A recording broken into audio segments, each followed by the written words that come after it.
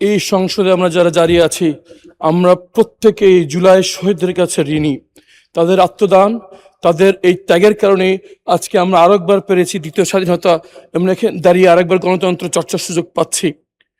কিন্তু অত্যন্ত দুঃখের সাথে বলতে হচ্ছে, সেই তাদের যে প্রথম যে দাবি ছিল বিচারের বাস্তবায়ন, আজকে সেই বিচার থমকে দাঁড়িয়েছে। মাননীয় স্পিকার, আমাদের সম্মানিত বক্তা আখতার সাহেব অলরেডি বলেছেন যে এখন পর্যন্ত 4.5 মাসে একটি নতুন তদন্তর প্রতিবেদন দাখিল করা হয়নি। তদন্ত সংস্থা, ট্রাইব্যুনাল এবং এর সঙ্গে সংশ্লিষ্ট তারা সবাই আন্ডার ফান্ডেড, আন্ডার স্টাফড, এবং সরকারের পক্ষ থেকে এই মামলাগুলো তদারকি করার কোনো উদ্যোগ আমরা দেখতে পাচ্ছি না। মাননীয় স্পিকার, আমরা সুস্পষ্টভাবে সরকারের কাছে আজকে ঘোষণা জানতে চাই যে এই মামলাগুলো তদারকি করার জন্য সরকার কি ব্যবস্থা গ্রহণ করেছে।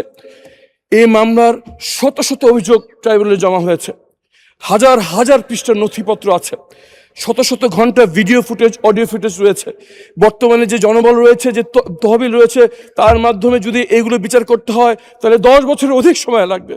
কিন্তু যদি এখন বিশেষ বরাদ্দ দেওয়া হয়, মিনিমাম 2টি ট্রাইব্যুনাল স্থাপন করা হয়, প্রসিকিউশনের উপর আরও দক্ষ লোক নিয়োগ এবং তাদের উপর নিয়মিত তদারকি করা হয়, হয়তো কোনো বিচার অগ্রগতি আমরা দেখতে পারবো।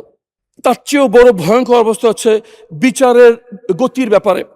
এই বিচার আন্তর্জাতিক অপরাধ ট্রাইব্যুনালের 13 নম্বর ধারায় সুনির্দিষ্টভাবে বলা আছে প্রতি কার্য দিবসে মামলার কার্যক্রম চলতে হবে।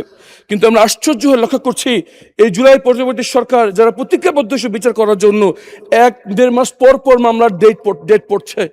মামলার সাক্ষীরা হতাশায় ভুগছেন, নিরাপত্তাহীনতায় ভুগছেন। বিশেষ করে যারা জীবনের ঝুঁকি নিয়ে সাক্ষী দিয়েছেন, তাদের অন্যতম হচ্ছে কুখ্যাত খুনি বরখাস্তকৃত সেনা সদস্য জিয়াউল হাসানের সাবেক দেহরক্ষী দেশপ্রেমিক সেনা সদস্য ইমরুল কায়েস, যিনি জীবনের ঝুঁকি নিয়ে তার পাশবিক হত্যাকাণ্ডের বিবরণ দিয়েছেন। গোপন বন্দিশালা TFIS এর একজন কারারক্ষী, বর্তমান সেনা সদস্য, দেশপ্রেমিক সেনা সদস্য, জীবনের ঝুঁকি নিয়ে তারা তাদের বর্ণনার মাধ্যমে মামলার নথিতে তুলে এসে এসব ঘটনাগুলো, তাদের নিরাপত্তার কোনো ব্যবস্থা গ্রহণ করা হয়নি।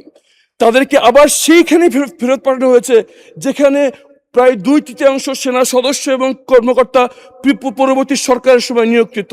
তাদের নিরাপত্তা, তাদের জন্য কোনো ক্ষতি হয়ে যায়, এই সরকার জনগণকে কি জবাব দিবে? আমি সুনির্দিষ্টভাবে যারা জীবনের ঝুঁকি নিয়ে সাক্ষ্য দিয়েছেন, বিশেষ করে দেশপ্রেমিক সেনা সদস্য ইমরুল কায়েস এবং আয়নাঘরের TFI সেলের কারারক্ষী যে সেনা সদস্য সাক্ষ্য দিয়েছেন, তাদের নিরাপত্তার ব্যাপারে সরকার কি ব্যবস্থা গ্রহণ করছেন সুনির্দিষ্ট বক্তব্য আমরা দাবি করছি। তৃতীয়ত, এই পরবর্তী প্রজন্মকে ফ্যাসিবাদকে চেনানোর জন্য যে সবচেয়ে গুরুত্বপূর্ণ স্থাপনা আমরা পেয়েছি, তার নাম হচ্ছে জুলাই জাদুঘর। 4টি মাস চলে গেল, এখন পর্যন্ত জুলাই জাদুঘরের উদ্বোধনের কোনো উদ্যোগ আমরা দেখতে পাচ্ছি না। তার উপর আমরা অভিযোগ পাচ্ছি ভিতরে যেসব ভাস্কর্যগুলো রয়েছে তার বিকৃত করা হচ্ছে। ইতিহাস বদলের চেষ্টা ইতিমধ্যে শুরু হয়ে গিয়েছে। মাননীয় স্পিকার, এটি একটি বিশেষায়িত জাদুঘর, আমাদের পরবর্তী প্রজন্মের জন্য ফ্যাসিবাদকে চেনার পাঠশালা এই জাদুঘর। আজকে ঘোষণা দিতে হবে কবে এই জাদুঘর উদ্বোধন হচ্ছে। মাননীয় স্পিকার, যে কয়জন সদস্যকে নিয়ে জাদুঘরের বোর্ড গঠন করা হয়েছিল, এই হতভাগা তাদের মধ্যে একজন। এই বোর্ডকে ভেঙে দিয়ে নতুন বোর্ড গঠন করা হয়েছে। আমাদের মাননীয় মন্ত্রী, সাংস্কৃতিক মন্ত্রী তার পরিবার সদস্যদেরকে দিয়ে নতুন বোর্ড গঠন করেছেন। আমাদের যাদেরকে বাদ দেওয়া হয়েছে, আমাদেরকে নোটিফাই করার ন্যূনতম কার্টেসি তারা শো করেননি। গুরুত্বপূর্ণ নয় আমরা থাকি কিনা থাকি, গুরুত্বপূর্ণ হচ্ছে ইতিহাস বিকৃতির চেষ্টা চলছে। আমরা দেখেছি সরকারি প্রতিষ্ঠানে সরকারের বদলের সাথে ইতিহাস বদলে যায়। এই জুলাই ইতিহাস যেন বিকৃতি করা না হয়, বিশেষ লোকদেরকে দিয়ে যেন একটি নিরপেক্ষ কমিটি গঠন করা হয় এবং যেন কোনোভাবেই কোনো শক্তি এই ইতিহাসকে বিকৃতি করতে না পারে, তার ব্যাপারে সরকার কি পদক্ষেপ গ্রহণ করছেন আজকে এই সংসদে যেন জানানো হয়। মাননীয় স্পিকার, আমরা প্রতিশোধ চাইনি, আমরা সত্য প্রকাশ চাই। আমরা প্রতিহিংসা চাইনি, আমরা চাই জবাবদিহিতা।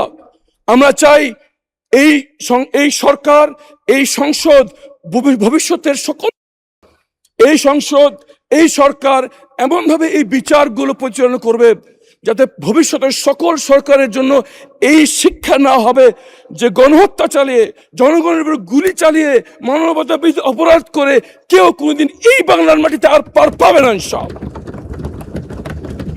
দ্বিতীয়ত মেসেজ দিতে হবে দেশের বাইরে পলাতক ফ্যাসিস্ট শক্তিদেরকে, যে দেশের ভিতরে অস্তিত্ব সৃষ্টি করে হামলা মামলা করে ভয়ভীতি প্রদর্শন করে তারা কোনোদিন রাজনীতিতে ফিরতে পারবে না। স্পিকার, এই জুলাই আমাদের শুধু একটি সরকারি দায়িত্ব নয়, আমাদের জাতি গঠনের মূল স্তম্ভ। এদের এই জুলাইকে রক্ষা করা, এই বিচার নিশ্চিত করা এবং ভবিষ্যতে যেন এই ধরনের ফ্যাসিবাদ কোনোদিনও ফিরতে না পারে এই জন্য পরবর্তী প্রজন্মকে শিক্ষিত করে তোলার দায়িত্ব এই সংসদের, এই সরকারের। মাননীয় স্পিকার, এখানে সরকারি দল বিরোধী দল কেউ নেই। আমরা সবাই দ্বিতীয় স্বাধীনতার কাণ্ডারি, আমরা সবাই এই আন্দোলনের প্রতি, এই বিপ্লবের প্রতি ঋণী। কিন্তু আমরা কি করছি তা ধারণ করার জন্য মাননীয় স্পিকার একটি গুরুত্বপূর্ণ দিক না বললেই নয়। শেখ হাসিনা এবং স্বরাষ্ট্রমন্ত্রী আসাদুজ্জামান কামালের বিরুদ্ধে যে রায় ঘোষণা হয়েছে সেখানে সুনির্দিষ্ট করে বলা হয়েছে তাদের সকল সম্পত্তি বাজেয়াপ্ত করে ভুক্তভোগীদের মাধ্যমে পুনর্বাসনের ব্যবস্থা করতে হবে। সেই রায় বাস্তবায়নের জন্য কি উদ্যোগ গ্রহণ করা হলো? Asset tracking, asset management, asset লিকুইডেশনের জন্য কি উদ্যোগ গ্রহণ করা হয়েছে আজকে এই সংসদে তার সুনির্দিষ্ট একটি হিসাব আমরা চাই। শুধু তারাই নয়, যারা পলাতক রয়েছে, যারা মাস্টার মাইন্ড, তাদেরকে নামমাত্র সাজা হচ্ছে। এটি বিচারের নামে একটি কৌতুকের প্রবর্তন। মাননীয় স্পিকার, যারা দেশের বাইরে আছে তাদের ব্যাপারে কোনো উদ্যোগ আমরা দেখতে পাচ্ছি না। মাননীয় স্পিকার, আমরা বলতে চাই সুনির্দিষ্টভাবে যারা চিহ্নিত আত্মস্বীকৃত মাস্টার মাইন্ড জুলাই হত্যাকাণ্ড এবং 17 বছরের মানবতা বিরোধী সকল কার্যক্রমের তাদের সম্পদ বাজেয়াপ্ত করে এই ভুক্তভোগীদের পুনর্বাসনের জন্য কি ব্যবস্থা গ্রহণ করা হচ্ছে তার হিসাব আজকে সরকার আমাদের দেবেন। মাননীয় স্পিকার, আমরা থাকবো না, ইতিহাস থেকে যাবে। ইতিহাস কাউকে ছাড় দেয় না।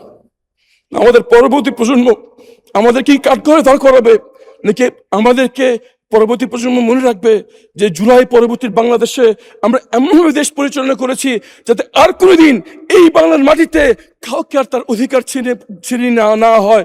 মানুষের অধিকার হবে এই বাংলার মাটিতে সবচেয়ে পবিত্র জিনিস। ইতিহাস কাউকে ক্ষমা করবে না। আসুন, আমাদের শুধু ইতিহাস নয়, মৃত্যু পরবর্তী জীবনের যে কঠিন জবাবদিহি সেই কথা মাথায় রেখে আমরা যারা এখানে আছি, যারা সরকার পরিচালনায় আছেন, তারা সবাই মিলে কাজ করি এবং পরবর্তী প্রজন্মের জন্য একটি ইতিহাস সৃষ্টি করে যায়। ধন্যবাদ মাননীয় স্পিকার আপনাকে।